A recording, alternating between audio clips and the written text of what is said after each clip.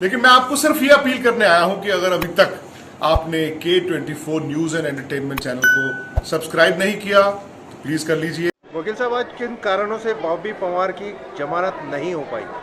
आज 1 बजे ACGM प्रथम के यहाँ पर बॉबी पंवार जी को लेकर व उनके साथियों को लेकर जमानत प्रार्थना पत्र पर पुनः सुनवाई की गई, लेकिन अभियोजन ने ये तर्क दिया कि हमारे पास इस केस से संबंधित कोई भी दस्तावेज नहीं है, इस केस से संबंधित सीडी नहीं है, इसके लिए हमें 5 दिन का समय दिया जाए।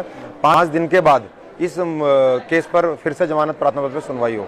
लेकिन CJM साहब ने एक आदेश पारित किया कि अभियोजन को इस की सारी जानकारी थी, क्योंकि हम लोगों ने उन लोगों ने अपना तर्क दिया था उसके हमने आपत्ति की और बताया गया कि 11 तारीख को जब प्रथम प्रार्थना पत्र सभी अभियुक्तों का सुनवाई के लिए किया गया था, तो उसमें जो सरकारी वकील थे, अभियोजन थे, उन्होंने ये कहा गया था कि इन 7 लोगों की जमानत प्रार्थना पत्र पर आज इसलिए सुनवाई नहीं हो पा रही है क्योंकि अगर ये लोग बाहर आ जाएंगे तो जो 12 तारीख की जो परीक्षा है वो बाधित हो जाएगी। लेकिन इन लोगों ने आज ये एक प्रार्थना पत्र दिया है कि 5 तारीख का हमें समय दिया जाए, हमारे पास कोई भी दस्तावेज हमारे पास नहीं है। तो हम लोगों ने उसका विरोध किया और साहब से मांग की कि ये सब इस मामले को टालना चाहते हैं, जमानत को टालना चाहते हैं। तो साहब ने इस पर संज्ञान लेते हुए 1 दिन का और समय अभियोजन को दिया है आख्या और CD लाने के लिए, और इस पर कल पुनः फिर से बॉबी पंवार जी और उनके साथियों की जमानत प्रार्थना पत्र पर कल 1 बजे फिर पुनः सुनवाई होगी। वकील साहब, एक बात जानना चाहेंगे, क्या ये 13 के 13 लोगों जो अभ्यर्थी हैं, इन सब पर एक ही तरह की धाराएं लगी हैं या अलग अलग धाराएं हैं सब पर? क्योंकि 6 लोगों की जमानत हो जाती है और बाकी लोग रह जाते हैं। देखिए, जो 10 तारीख को जो मुकदमा पंजीकृत हुआ था इन पे, उस घटना के बाद उस FIR में जितने भी 13 के 13 अभियुक्त थे, उन सभी पे एक ही धाराओं में मुकदमा पंजीकृत हुआ था। लेकिन जब 11 तारीख को अर्जेंसी में कोर्ट ने सुनवाई की तो उसमें उन 6 अभियुक्तों को ही कंसीड किया गया जिन लोगों का परीक्षा थी 12 तारीख की, और बाकी 7 लोगों के लिए आज की डेट लगाई गई थी और आज उस पर सुनवाई हुई थी।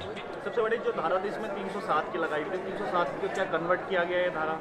जब 307 में रिमांड लेकर पुलिस आई थी तो CJM साहब के यहाँ बहस हुई, तो साहब को बताया गया कि जो भी इसमें जो 307 की धारा लगाई वो बनती नहीं, क्योंकि मेडिकल का जो आधार था उस मेडिकल के आधार पर सिंपल इंजरी मेडिकल में लिखी हुई थी।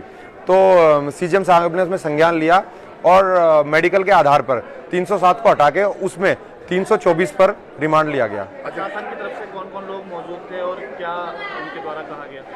शासन की तरफ से जो बेल का जो अपोज कर रहे थे उसमें DG साहब थे, JD साहब थे, DGC साहब थे, SP सिटी थी और APO साहब थे। सभी लोगों ने बेल का विरोध किया गया और एक अर्जोनमेंट दिया गया कि हमें 5 दिन का समय चाहिए, हमारे पास इस केस से संबंधित कोई भी आख्या और CD नहीं है जिससे कि हम इस प्रार्थना पत्र पर अपनी बहस कर सकें। सर, इस पर आपने क्रॉस क्वेश्चन किया कि जब आपके पास सबूत ही नहीं है या अभी नहीं है तो आपने ये मामले दर्ज कैसे किए? देखिए, ये जिस चीज़ पे आज बहस हो रही थी वो एक अलग विषय था और जिस चीज़ के लिए अभियोजन ने बहस किया है वो अलग विषय था। तो आज तो हमारा जो मुद्दा था वो सिर्फ और सिर्फ बेल पे बहस करना था। जो चीज़ें आप कह रहे हैं वो एक ट्रायल का विषय है। अच्छा सर, अब क्या लग रहा है आपको कि कल के लगा तारीख लगी है, क्या लगता है आपको ये अभी भी प्रभावित कर सकते हैं या? देखिए, जिन धाराओं में मुकदमा पंजीकृत किया गया है उन धाराओं में अमूमन 1 दिन में बेल दे दी जाइए, क्योंकि जितने भी इसमें मामले सब ट्रायल बाय मजिस्ट्रेट हैं और उसमें अमूमन 1 दिन में बेल दे दी जाती है। लेकिन शासन प्रशासन उन युवाओं से, उन आंदोलनकारियों से इतना डरा हुआ है कि अगर वो लोग फिर से बाहर आएंगे तो एक जो भ्रष्टाचार इस प्रदेश में चल रहा है उसको उजागर कर देंगे, तो उस भ्रष्टाचार को दबाने के लिए उनको रोका जा रहा है। वकील साहब, क्या इसमें और धाराएं भी ऐड ऑन हो सकती हैं अभी? देखिए, फिलहाल जो इन लोगों ने अपनी जो आख्या दी थी उस दिन तो इन्होंने कोई भी धारा उसमें जोड़ी नहीं थी, लेकिन अब आगे जो विवेचना होगी उसमें ये लोग कोई भी धारा बढ़ा सकते हैं, कोई भी घटा सकते हैं। लेकिन मैं आपको सिर्फ ये अपील करने आया हूं कि अगर अभी तक आपने K24 news and entertainment channel को सब्सक्राइब नहीं किया तो प्लीज कर लीजिए।